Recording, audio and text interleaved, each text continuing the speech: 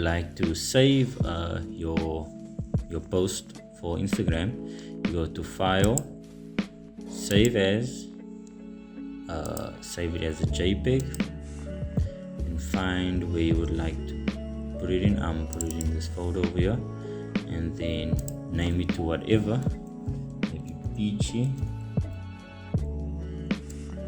beaches, and save. Make sure you always save at the maximum so that the quality is never rasterized or looks a bit ugly. And you say okay,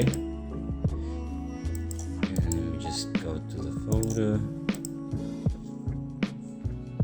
and there it is in the folder, as you can see, ready to be posted.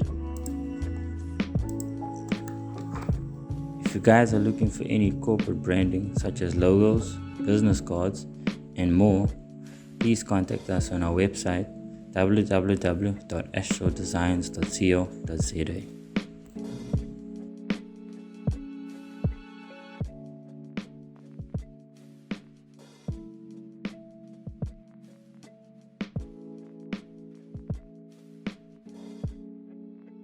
If you would like to check out some of our work, don't be afraid to visit our Instagram page or our Facebook page.